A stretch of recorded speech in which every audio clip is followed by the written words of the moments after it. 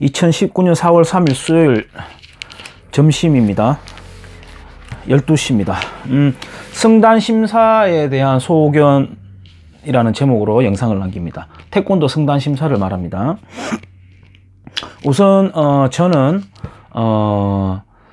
지금 19년차 태권도 사범으로서 현장에서 직접 수강생들과 이렇게 몸을 부딪히면서 도장 운영을 하고 있는 19년차 사범 김광수라고 합니다.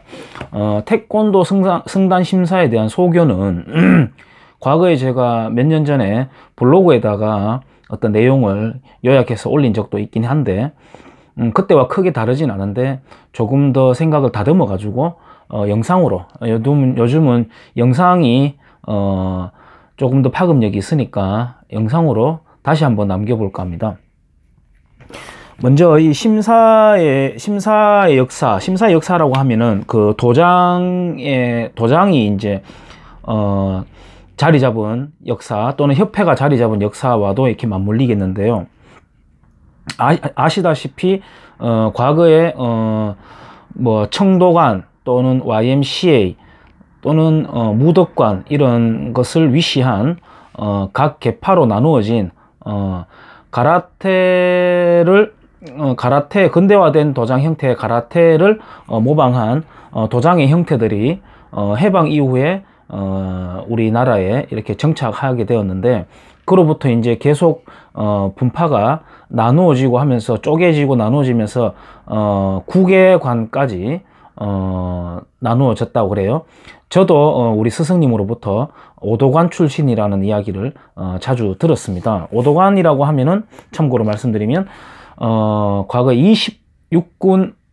29사단으로 알고 있습니다. 29사단의 장군이었던 최홍희 장군이 그 사단의 별칭이 이크 사단인가 아마 그랬다 그래요. 그 전 사단 병력의 어떤 그 무술을 배우고 보급하는 걸로 유명세를 떨쳤다고 하는데 그분으로부터 비롯된 계파인 것으로 저는 알고 있습니다. 그분은 이제 여러 가지 정치적인 이유로 해외에 망명을 해가지고 ITF 국제 태권도 연맹을 창설을 해가지고 이렇게 국제 태권도 연맹도 지금 하나의 또 거대한, 크게 보았을 때 세계 태권도 연맹과 나누어진 계파로 활동을 왕성하게 하고 있는 걸로 알고 있습니다.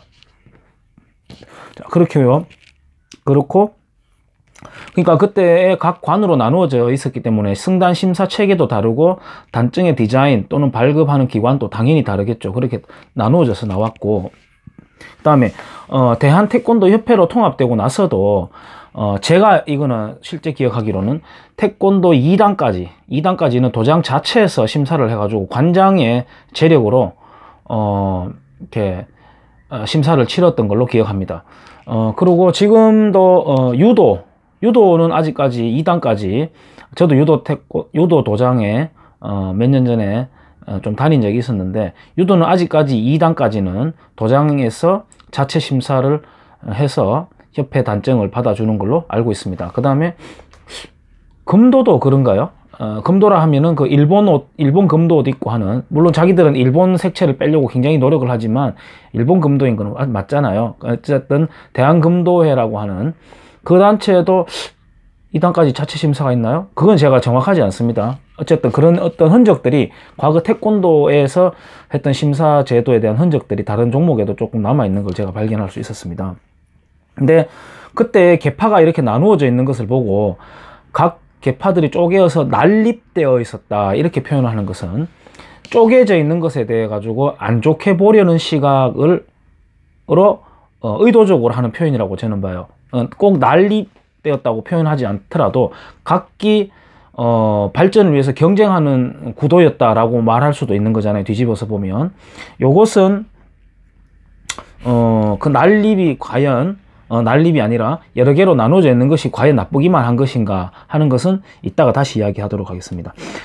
심사에서 가장 중요한 핵심은 바로 소비자 만족이라고 저는 생각합니다. 또한 소비자 만족을 통해 가지고 지도자의 위신, 도장의 위신을 세우는 것도 좋다고 봅니다. 그러니까 순서는 소비자의 만족이라고 봅니다. 포커스는 거기 맞춰야 되겠죠. 다음 첫 번째는 소비자 만족을 위한 첫 번째는 심사 장소입니다. 심사 장소는 당연히 태권도장과 떨어진 거리를 말할 것이고요. 뭐 어지간한 장소는 요즘은 다 현대화된 장소이기 때문에 그런 시설을 따지지는 않겠습니다. 거리를 따지는 거고요. 그 다음에는 심사의 시간입니다. 심사의 시간은 지금 대기하고 기다리는 시간은 긴 반면 심사 시간은 번갯불에 콩볶아 먹듯이 금방 후다닥 쳐내거든요. 저는 태권도 심사를 보면 마치 어릴 적에 제가 방앗간에 쌀이라든지 이런 공유를 들고 가서 빻아오고 이렇게 만들어 오는 것과 유사하다고 생각해요. 거기에 이제 이렇게 불려진 쌀을 넣어 가지고 이렇게 막대로 막 이렇게 쑤시면서 넣으면 이렇게 가래떡이 막 나오거나 이렇게 되거든요. 그런 식으로 막 쫙 밀어내는 것 같은 느낌이 듭니다. 물론 일 처리하는 것이라는 것을 그렇게 표현한 제가 잘못인지는 모르겠으나 꾸역꾸역 많이 막혀 있고 밀리게 돼 있는 상태에서 그대로 계속 쳐내는, 그것도 짧게 그래서 막상 어떤 그 가족들이 구경하려고 왔다가 잠깐 기다리다가 화장실 갔다 온 틈에 벌써 심사가 끝나버려 있는 이런 일들, 그러니까 한참 기다리다가 결국 못 보게 되는 만큼 대기 시간이 길고 실제 심사 시간은 짧다, 극히 짧다는 문제점. 그 다음에 심사의 질입니다. 태권도장을 뭐 실명을 거론하기 그렇지만은 대한태권도협회에서 연구원으로 계시는 분도 예전에 언급하셨고, 태권도가 바뀌어야 된다, 태권도장이 그러면 바뀌어야 된다, 태권도장이 바뀌려면 뭐를 바꿔야 되느냐, 지도자가 바뀌어야 된다 라고까지 하는 당연한 프로세스인데, 거기서 가장 핵심은 심사의 항목을 바꾸는 것이겠죠. 그 연구원님도 그런 말은 하시는 걸, 제 말을 기억하실지 모르겠는데 분명히 동의를 하셨고, 그 심사의 항목을 바꿔버리면 도장의 커리큘럼이 안 바뀌고는 못 배기니까요. 가령 예를 들어서 그것이 뭐 그것에 대한, 제가 지금 말하게 될 것에 대한 찬반을 떠나서, 만약에 큰절하는 방법을 배운다, 그 큰절하는 방법을 심사 장소에서 만약에 한다라고 하면 태권도장에서 가르치지 않을 수가 없잖아요. 그런 것을 말하는 겁니다. 그러니까 심사 내용이 바뀌면은 도장이 바뀐다는 거죠. 심사의 질을 이야기하다 보니까, 예전에 제가 국기원에, 강남구 역삼동에 있습니다. 국기원의 심사를 서울에 갈 일이 있어가지고 봤는데 강남구 협회에서 주관하는 심사였습니다.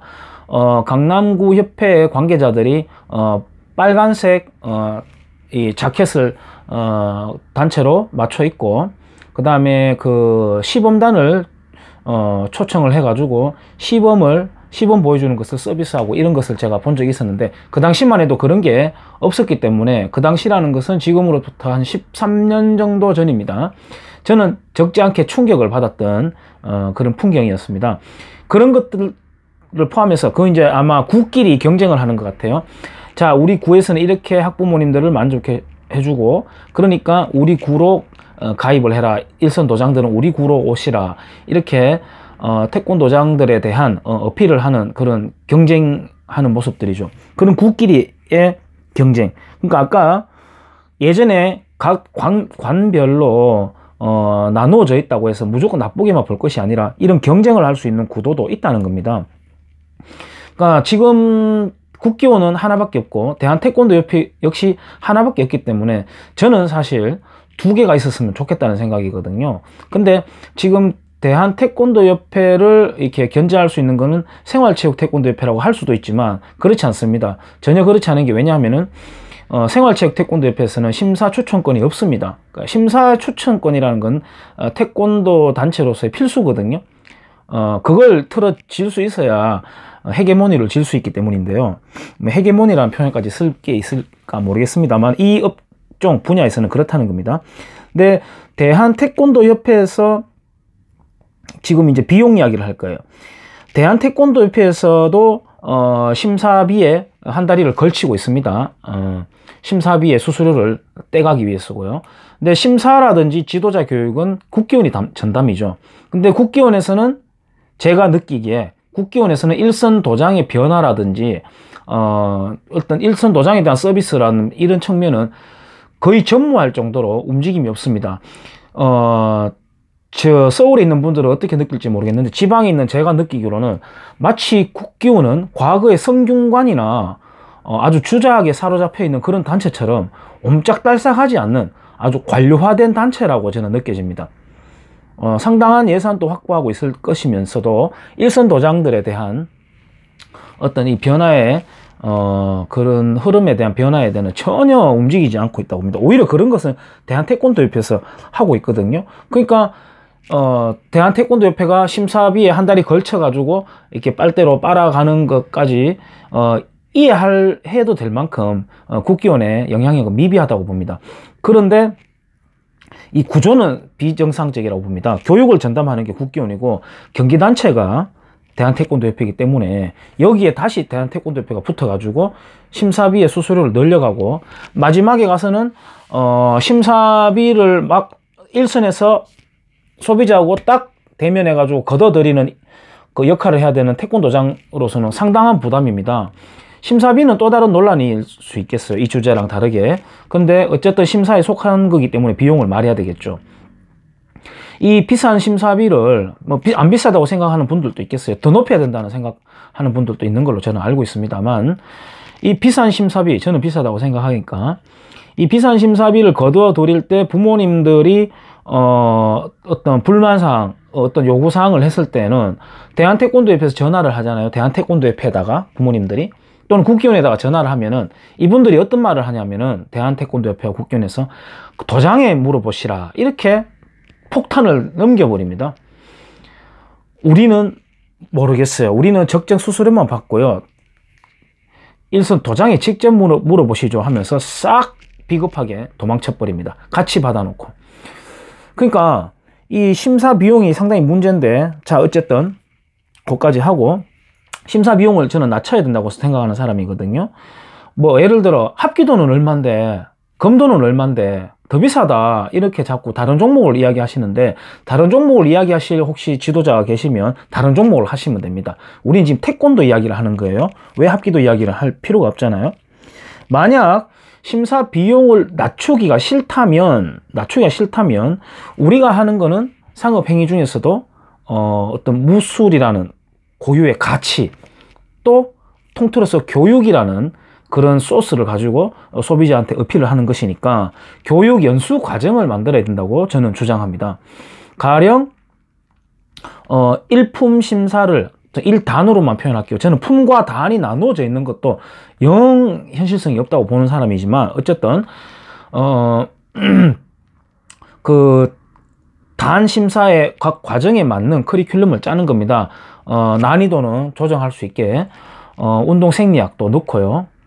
가벼운 뭐 상해 관련된 것도 넣고요. 거기에는 뭐 CPR 이런 것도 넣으면 되겠죠. 영양학 이런 것도 넣으면 되겠고 그 다음에 태권도 실기에 그 나누어져 있는 큰 범위로 나누어서 뭐 시범, 태권도 경기 겨루기 또는 실전 겨루기 그것도 겨루기도 두 개로 나눌 수 있을 것이고 또 품새 뭐 이런 것들 요런 것들에 최적화된 강사는 아마 각 시도 협회에서 일선 관장님들이 재능별로 갖고 있는 분들이 분명히 있을 겁니다. 만약 없다면 외부에서라도 초빙을 해서 해야 된다고 저는 봅니다.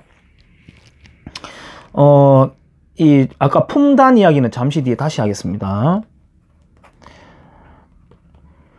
자, 그러면은 이렇게 하기 위해서는 아까 말했듯이 심사 장소에 대해서 다시 돌아가 볼게요. 심사 장소로 걸리는 시간, 안전과 연관된 것이죠. 그 다음에 그 심사의 질, 그러니까 대기 시간은 길고 심사 실제 시간이 너무 짧다는 거. 이런 것들을 다 해소하기 위해서는 저는 세분화되어야 된다고 봅니다. 세분화.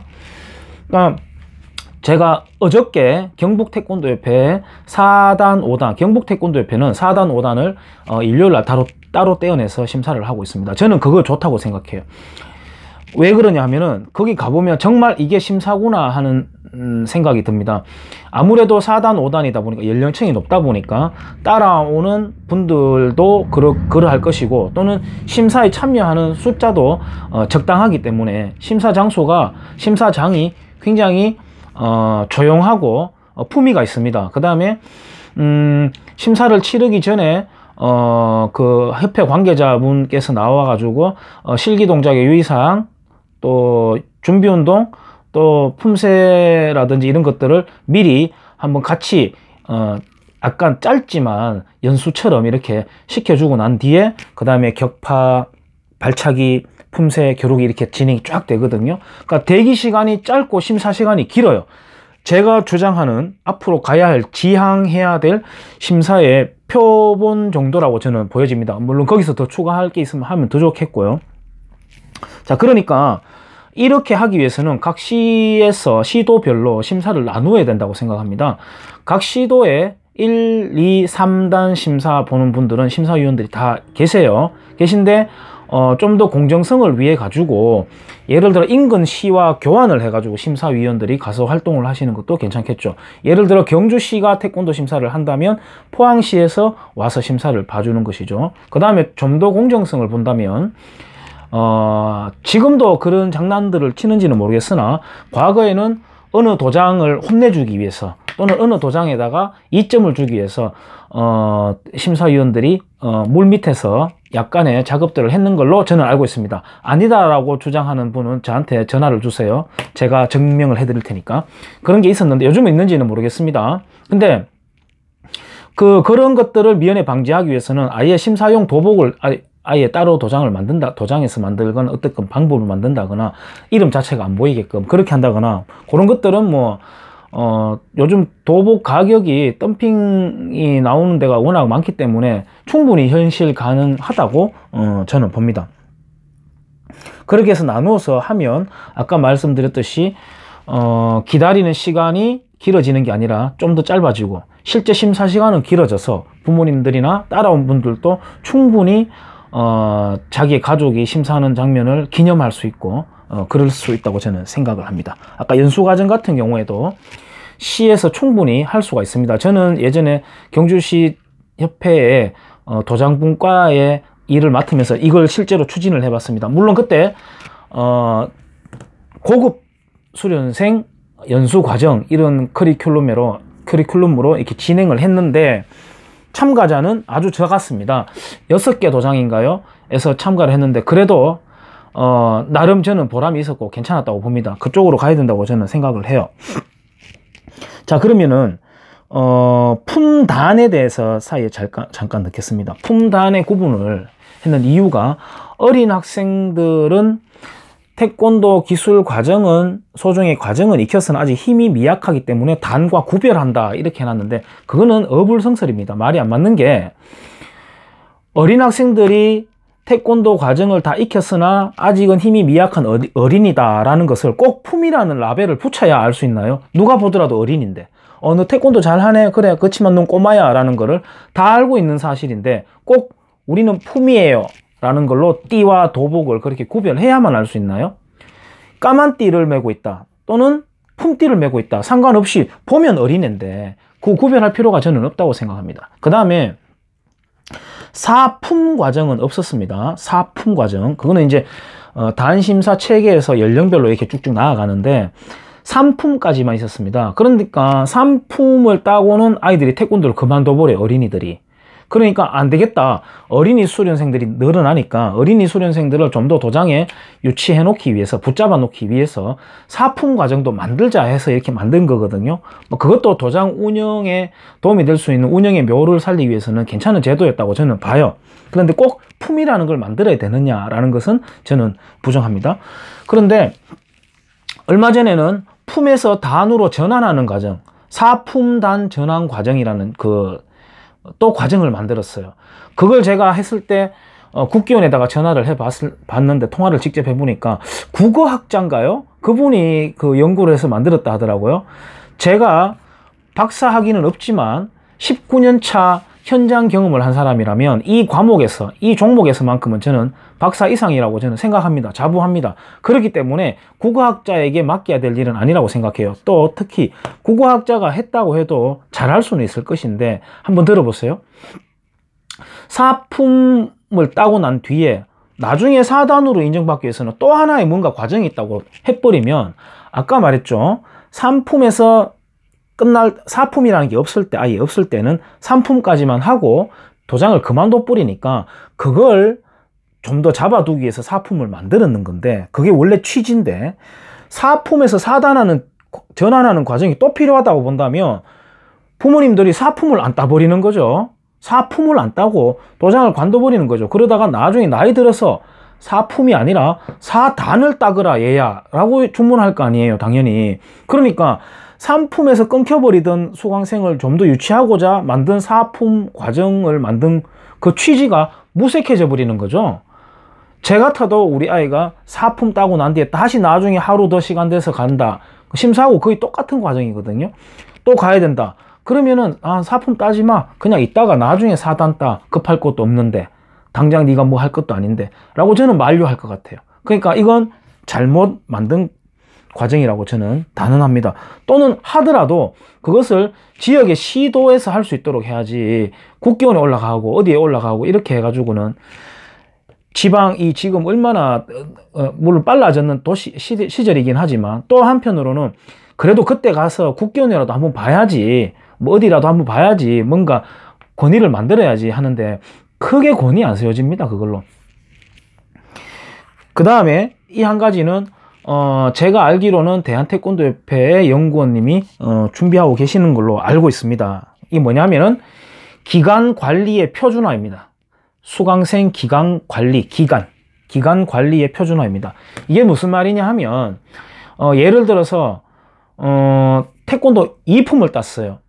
2품을 따고 3품을 따기 전에는 2년의 시간이 걸립니다. 2년의 시간이라는 거는 2년 동안 열심히 수련을 해서 3품에 걸맞는 실력을 갖추어라 라고 하는 게 취지입니다. 그런데 뭐 바쁘고 아이들이 하는 것도 있겠지만, 부모님들이 사실 우리 지도자끼리 말하는 거예요. 이런 거는 뭐냐면은 약간 빠꼬미 부모님들, 그러니까 아주 요령이 많은 부모님들은 입품을 딱 따자마자 도장을 관둬버려요. 뭐 다른 이런 핑계를 대고 관둔 다음에 이제 2년이 지나갈 때쯤에 도장에 갑자기 문을 똑똑 두드립니다. 운동하러 왔다고 이야기해요, 슬그머니.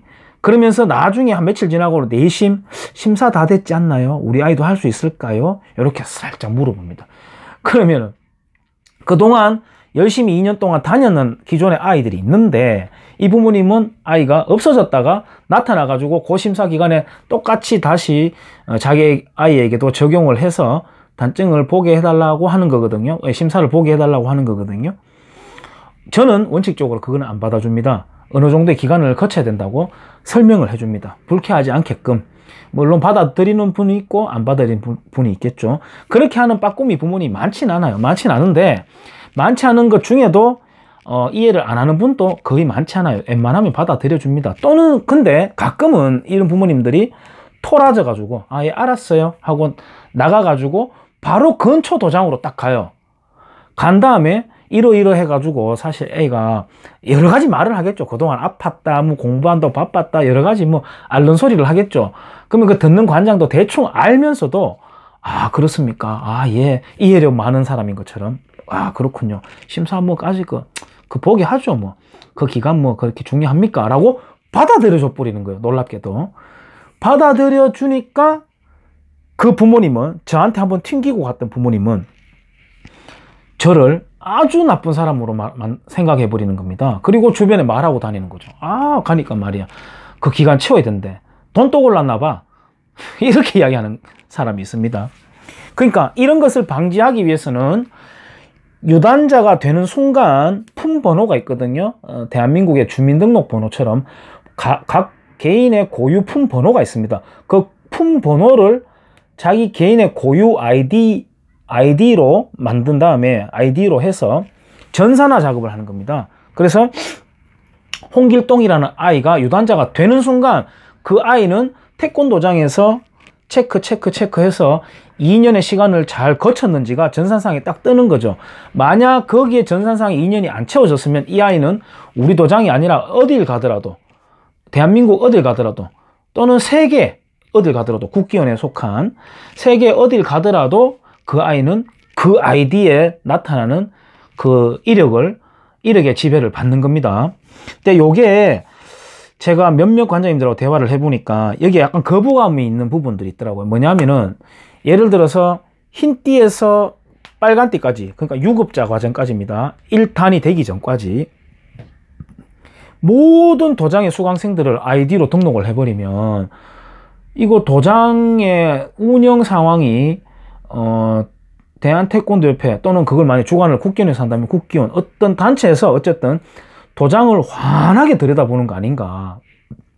그러니까 뭐 그 자체가 불편하기도 하지만 세금 관련된 문제도 있을 것이고 거기에 대해서 불편해하는 저는 그 분위기를 많이 엿보았습니다. 그러니까 제가 말하는 거는 뭐냐면은 이 흰띠에서 빨간띠 과정까지는 뭐 하다가 다른 도장 옮겨가고 이런 일도 비일비재하고 또 그 기간 자체가 굉장히 약하기 때문에 짧기 때문에 그런 것들은 그냥 넘어가고 유단자가 되는 순간 또는 1품 과정도 좀 1품에서 2품 따는 거는 1년만 하면 되니까 요것도 좀 불편하다고 하신다면 2단부터는 아이디로 등록이 되어 가지고 이렇게 관리가 공유가 될 수 있도록 그래 가지고 어느 도장에 가든 간에 표준화에 따르도록 기간을 표준화하도록 그렇게 하는 것까지 하면은 좋겠습니다. 제가 빠뜨린 말이 있는지는 모르겠는데 거의 다 말한 것 같아요. 이렇게 해서 제 19년 차의 사범으로서 현장에서 경험하고 있는 사범으로서 이 정도의 소견은 말할 수 있어야 된다고 생각합니다. 저는 책상에 앉아가지고 이렇게 펜대 굴리는 탁상 행정을 싫어합니다. 그런데 저는 탁상 행정이 아닙니다. 현장에서 지금 또 몸담고 있는 사람이기 때문에 이 정도의 의견은 내도 된다 싶어서 한번 내봤습니다. 고맙습니다.